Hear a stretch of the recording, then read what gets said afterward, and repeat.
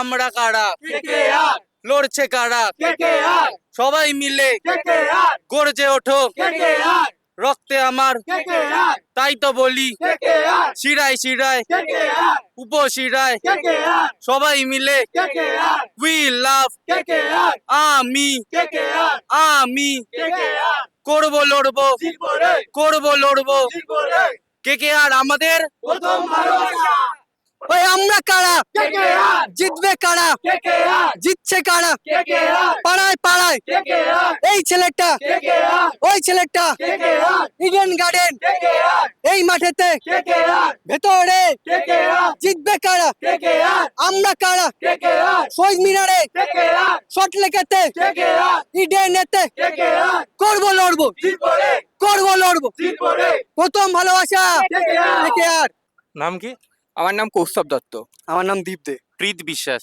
অর্গনীলগিরি শুভজিৎ পাল। কোথা থেকে এসেছেন? আমি হাওড়া বোটানিক্যাল গার্ডেন।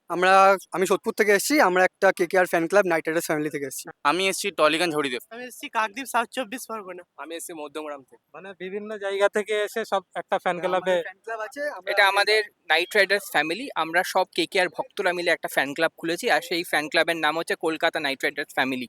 আচ্ছা, এখনো পর্যন্ত প্লে অফের একটা জায়গা খালি আছে, তো কি মনে হয় কোন টিম সেখানে জায়গা বানাতে পারবে? অ্যাজ এ কেকেআর ফ্যান আমি খুব আশাবাদী মুম্বাই ইন্ডিয়ান্স আজকে জিতবে আর কেকেআর প্লে অফের জন্য কোয়ালিফাই করবে, বাট সিনারিওটা খুবই ডিফিকাল্ট। তো দেখা যাক কি হয়। এটা ডিপেন্ড করছে, আজকে যদি মুম্বাই ইন্ডিয়ান্স জিতে যায় তাহলে তো খুবই ভালো, কারণ তাহলে আমাদের কাছে একটা সুযোগ থাকবে, সেটাও টাফ সুযোগ, যেটা 12 ওভারের মধ্যে আমাদের খেলাটা শেষ করতে হবে। আর যদি আমরা রান হিসেবে সেটা 77 বা 80 রানের মধ্যে আমাদের শেষ করতে হবে।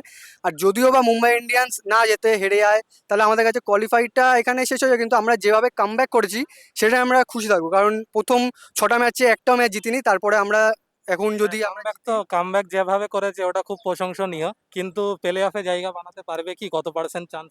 যদি আজকে মুম্বাই হেরে যায়, মুম্বাই যদি জিতে যায়, যদি রাজস্থানের স্পটটা যদি খালি হয়ে যায়, তাহলে আমরা 4 নম্বর স্পটে কোয়ালিফাই করব। আমাদের সেরকম দুর্দান্ত ব্যাটার আছে যারা 12 ওভার 13 ওভারের মধ্যে খেলা ফিনিশ করে দেবে। আমি মনে করি আমরা কোয়ালিফাই করতে পারবো। আমরা এক্সা কেকেআর ফ্যান খুবই আশাবাদী এবং আমরা বিশ্বাস করি কেকেআর 4 নম্বর স্পটে কোয়ালিফাই করতে পারবে। বিশ্বাস আছে করব, এবার মুম্বাইয়ের উপর নির্ভর করছে।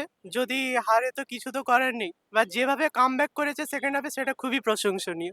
আচ্ছা, আজকের কেকেআর ফ্যান্সদের সবচেয়ে বেশি ভরসা কোন প্লেয়ারের উপরে আছে? আজকে ফিন অ্যালেনের উপর আমি ভরসা করছি, কারণ শুরুটা যদি সে ভালো দিতে পারে তাহলে আমাদের কিন্তু একটা টার্গেট চেস করার বা ভালো একটা টার্গেট সেট করার খুব সুবর্ণ একটা সুযোগ। তো ফিন অ্যালেন আমি বলবো। ব্যাটিং এর মধ্যে তো অবশ্যই ফিন অ্যালেন, কিন্তু নারিন ম্যাজিক চলতে হবে। বরুণ চোট নিয়েও খেলছে, কিন্তু নারিন ম্যাজিক আর বরুণ ম্যাজিক যদি চলে যায় তাহলে খুব তাড়াতাড়ি ওদের অল আউট করে দেবে এবং আমরা খুব সহজে রানটি চেস করে দেবো। আমি বোলিংয়ে অবশ্যই আমাদের মিস্ট্রি স্পিনার বরুণ চক্রবর্তীর ওপর ভরসা রাখছি এবং ব্যাটিংয়ে ফিন অ্যালেন এবং আমাদের ক্যামেরন গ্রিনের ওপর আমি ভরসা রাখছি। আজকের আশা করছি তারা দুজনেই দুর্দান্ত পারফরমেন্স করবে। আমার কারণে জানি না, মনে হচ্ছে নারিন আছে ওপেন করবে, নারিন একটা ভালো ইনিংস খেলতে পারে। আমি অবশ্যই ফিন অ্যালেনের উপর ভরসা রাখবো। আচ্ছা, সুনীল নারিন এবছরে 200টা ম্যাচ এবং 200টা উইকেট একটা ফ্র্যাঞ্চাইজির হয়ে পূর্ণ করেছে। তো কেকেআর ফ্যান্সদের কাছে সুনীল নারিনের জায়গাটা কেমন, বা সুনীল নারিন কেমন? সুনীল নারিন আমাদের জন্য কোনো সাধারণ প্লেয়ার না, উনি হচ্ছেন আমাদের আবেগ, আমাদের ভালোবাসা, আমাদের জিগার কা টুকরা হচ্ছে আমাদের সুনীল নারিন। আমরা কেকেআর মানেই হচ্ছে সুনীল নারিন, আর সুনীল নারিন মানেই হচ্ছে কিন্তু কেকেআর। 2012 থেকে তো আমরা জানি, 2012 থেকে সে দলটাকে নিজের কাঁধে ক্যারি করে নিয়ে আসছে।